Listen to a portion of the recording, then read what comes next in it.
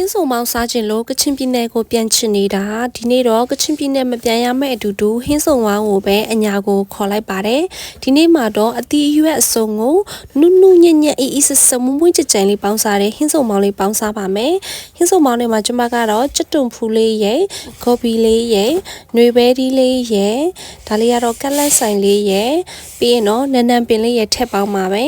ရွှေဖြုံဒီလေးလည်းပါပါမရှင်ကိုကြိုက်တဲ့အဒီနံနေကုံထဲလို့ရတယ်ပေါ့နော်မိုးတို့လည်းထဲလို့ရပါတယ်ရှင်ကဲပထမဦးဆုံးကလတ်ဆိုင်လေးကိုကျွန်မကအခုလိုအနေတော်လေးတွေတင်ပေးလိုက်တယ်ရီဘဲဒီလေးတွေကိုလည်းဖင်ဖြတ်ခေါင်းဖြတ်ဘေးကအကျော်လေးတက်ချပြီးတော့နှစ်ပိုင်းဖြတ်ပေးလိုက်ပါတယ်ကျွတ်တုံမူလေးတွေကိုလည်းအနေတော်လေးတွေညက်ဖြတ်ပြီးတော့ထည့်ပေးလိုက်ပါတယ်ခေါ်ဘီလေးတွေကိုလည်းအခုလိုအနေတော်လေးတွေလွှာပြီးတော့ထည့်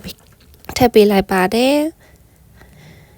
ရွှေဖြုံဒီလေးတွေကိုလည်းကျွန်မကအခုလိုအစိတ်လေး3စိတ်ထည့်ပေးပါမယ်အခုလို3စိတ်လွှာပေးလိုက်တဲ့ပြင်ခလဲကအစိလေးတွေဖယ်ပြီးတန့်ရှည်လုပ်ပြီးတော့ရင်တော့အခုလိုအနေတော်လေးတွေလွှာပြီးတော့ထည့်ပေးလိုက်ပါတယ်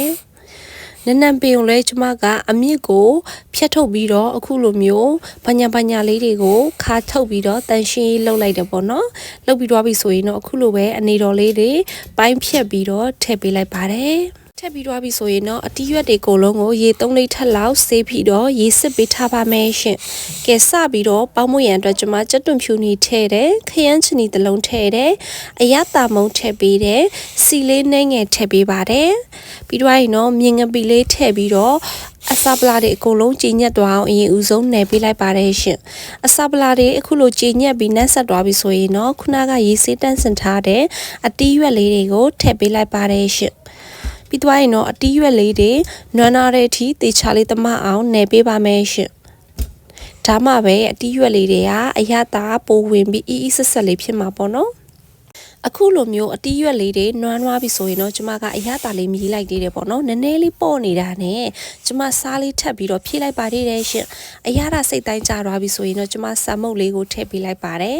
ဆမ်မုတ်ကိုလည်းကိုယ်စိတ်ကြိုက်ပေါ့နော်ကျမကတော့အရင်အများကြီးမကြိုက်လို့အခုလိုမျိုးအနေတော်လေးထည့်ပေးလိုက်ပါတယ်ပြီးတော့ရင်တော့စပြီးပေါင်းဖို့ရန်အတွက်ဒန်နီအောက်ကရေနွေးလေးတည်ထားတယ်အပေါ်ကစကားလေးတင်စကားတဲ့ဟိုမှာကျမကငပြောပတ်လေးခင်းပြီးတော့ခုနကအရသာနယ်ထားတဲ့ဟင်းသီးဟီးရွက်လေးတွေကိုရွရွလေးထည့်ပေးလိုက်ပါတယ်ရှင်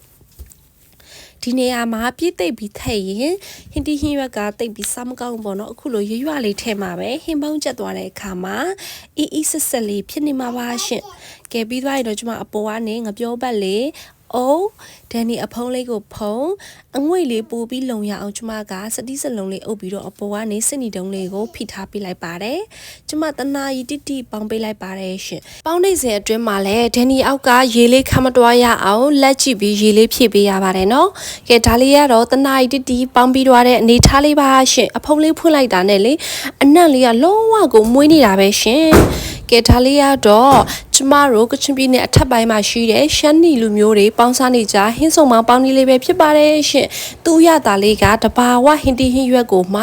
ချွတ်ချိုလေးနဲ့နုနုညံ့ညံ့လေးပေါင်းစားရတာပေါ့နော်တူးကိုငါးကြောင်ရုပ်တီထောင်းတို့